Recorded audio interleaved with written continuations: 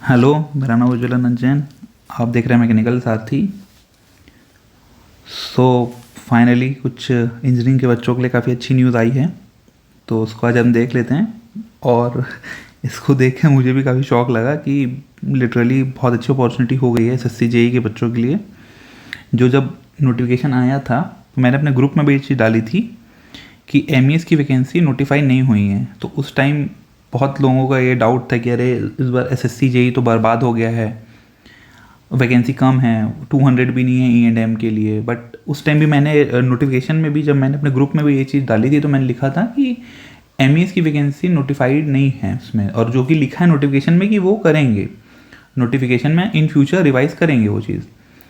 Last year जब 2023 में vacancy जो थी वो एमईएस की बहुत कम थी, तो कई लोगों को मैंने कमेंट में भी ये चीज़ बोली थी कि एमईएस की वैकेंसी आएगी तो इस बार अच्छी आएगी, पर इतनी अच्छी आएगी तो मुझे भी नहीं पता थी। खैर, अब हम चेक करते हैं कि रिवाइज वैकेंसी क्या हो गई है। तो ये ऑफिशियल वेबसाइट है। सो अगर मैं इसमें ओपन करूं, ओके, यहाँ से अगर मैं इसको ओपन करता हूँ कि वैकेंसी क्या क्या हो गई है जो हमारे लिए, जो एज अ इंजीनियर, मैं अभी ई एंड एम की बात करूँगा क्योंकि सिविल के लिए यूजली वैकेंसी ज़्यादा ही होती है। तो जैसे कि आप देख सकते हैं ऑफिशियल वेबसाइट से मैंने डाउनलोड किया आपके सामने टेंटेटिव वैकेंसी 2024 के लिए, ठीक है। तो जो मोस्टली जो वैकेंसी है वो हम एमईएस पे ही फोकस करते हैं, क्योंकि एमईएस की वैकेंसी जो थी वो नोटिफाई, वो बोले थे कि बाद में करेंगे।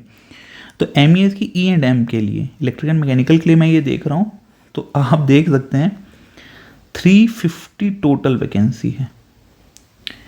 मुझे लिटरली याद नहीं है कि मैंने एक पर्टिकुलर डिपार्टमेंट में लास्ट 5 to 7 ईयर्स, जितना मुझे मेमोरी रिकॉल करा रही है, 5 to 7 ईयर्स में मैंने एक पर्टिकुलर डिपार्टमेंट में एसएससी जेई के इलेक्ट्रिकल मैकेनिकल के लिए 350 वैकेंसी एक साथ देखी हो। तो जो भी बच्चे मेंस के लिए तैयारी कर रहे होंगे, अगर वो इस चीज़ को देख के मोटिवेट नहीं होंगे तो फिर आप किसी भी चीज़ को देख के मोटिवेट नहीं हो सकते।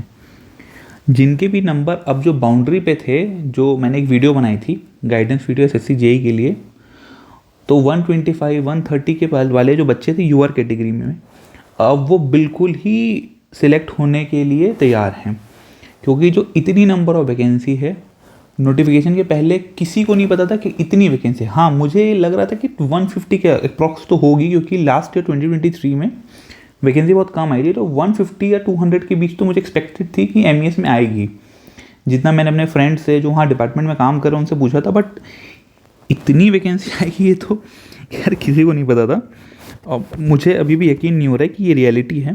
क्योंकि और आई थिंक जो भी मेरे जैसे बच्चे होंगे इलेक्ट्रिकल मैकेनिकल के, उनको भी ये कुछ लग रहा हो कि मजाक है या गलत नोटिफिकेशन तो नहीं है, एक दो डिजिट जीरो आगे पीछे तो नहीं हो गया 350 में।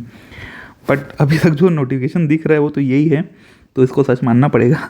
तो देखिए, यूआर की 141 है, एमईएस की मैं पर्टिकुलर अभी बात कर रहा हूँ सिर्फ, ईडब्ल्यूएस के लिए 35, other backward class that is OBC के लिए 95, 53 शेड्यूल कास्ट के लिए और शेड्यूल ट्राइब के लिए 26 वैकेंसी, सिर्फ एमईएस में 350 वैकेंसी है। और इलेक्ट्रिकल मैकेनिकल के लिए जो एलिजिबल है बीआरओ में भी, वो देख लेते हैं, वो 37 वैकेंसी थी। और सीडब्ल्यूसी में मैकेनिकल बस एलिजिबल होता है नोटिफिकेशन के हिसाब से, तो उसमें 12 वैकेंसी थी। Central PWD, central public work department, electrical लिखता है बट इसमें दोनों एलिजिबल होते हैं, जैसे कि आपको पता होगा, नोटिफिकेशन में भी आपने ये चीज़ देखी होगी। तो उसमें ओवरऑल 92 वैकेंसी थी। उसके बाद मैकेनिकल के लिए ये एक और वैकेंसी है जिसमें 3 वैकेंसी है, और लगभग आपके लिए इतनी वैकेंसी है इस बार। तो जो भी स्टूडेंट जिनका प्री में थोड़े नंबर कम होंगे, जो बहुत डीमोटिवेट हो गए होंगे कि अब तो मतलब वैकेंसी बहुत कम है, अब क्या होगा, तो उनके लिए एसएससी जेई का ये तोहफा है। तो जो भी सीरियस कैंडिडेट हैं वो वापस आ जाए फॉर्म पे। रिवाइज वैकेंसी दे दी है तो मुझे लगता है कि प्री का रिजल्ट भी अब जल्दी आ जाएगा। तो जिसके भी 120 के आसपास मार्क्स थे यूआर कैटेगरी में, 120 के आसपास, वो सीरियसली पढ़ ले। चांसेस ठीक ठाक है कि कट ऑफ ड्रॉप होगी, क्योंकि इतनी नंबर ऑफ वैकेंसी अचानक से बढ़ जाना, ठीक है। खासकर जो बीटेक वाले बच्चे हैं उनके लिए तो बहुत अच्छा ऑप्शन है, क्योंकि इसमें एक्सपीरियंस, बीटेक में एमईएस के लिए एक्सपीरियंस नहीं मांगता। डिप्लोमा होल्डर के लिए थोड़ी सी इशू है कि आई थिंक 2 साल का एमईएस में उनसे एक्सपीरियंस मांगता है। तो लिटरली अगर आपका नंबर E&M की मैं बात कर रहा हूँ, अगर आपका यूआर कैटेगरी में 120 के आसपास आ रहा है ना, तो भी मेरे हिसाब से आपको एक अटेम्प्ट के लिए मेंस की तैयारी के लिए लग जाना चाहिए। मेरा ये सोच है कि इतनी वैकेंसी में कट ऑफ 120 से आसपास हो सकता है, कम भी शायद हो सकता है। और अगर नॉर्मलाइज में नंबर बढ़ रहे हैं तो वो लगभग सबके नंबर बढ़ेंगे। मैकेनिकल इलेक्ट्रिकल का कंबाइंड जो नंबर है वो बढ़ेंगे ही। पेपर थोड़ा ट्रिकी आया था इस बार का रिलेटेड टू पिछले साल, तो मेरे हिसाब से नंबर थोड़े बढ़ेंगे आपके। तो 120 भी अगर यूआर कैटेगरी में आपका आ रहा है तो आपको जी जान लगा देनी चाहिए।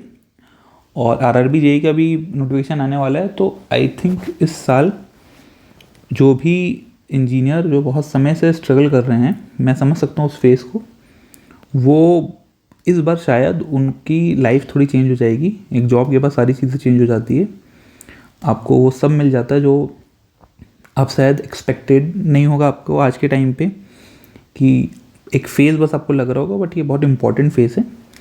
ये अगर आपका क्रॉस हो गया, एक जॉब मिल गई, तो आप लगभग आपको सब चीज़ मिल जाएगी लाइफ में जो आप सोच रहे हो, और जो नहीं भी सोच रहे हो वो भी मिल जाएगी, क्योंकि ये बहुत बड़ी चीज़ है आज के टाइम पे स्टेबिलिटी एक व्यक्ति के लिए। तो आई होप आपको ये देख के शौक और खुशी दोनों ही होगी। मुझे तो शौक भी है और खुशी भी है। तो मिलते हैं नेक्स्ट वीडियो पे। अगर आपको कोई भी डाउट हो तो आप कमेंट में लिख सकते हैं। और हाँ, बिल्कुल जुट जाइए पढ़ाई में, क्योंकि ये बहुत अच्छा मौका है। एसएससी जेईई ऐसा मौका नहीं देती है। Okay, all the best, thank you.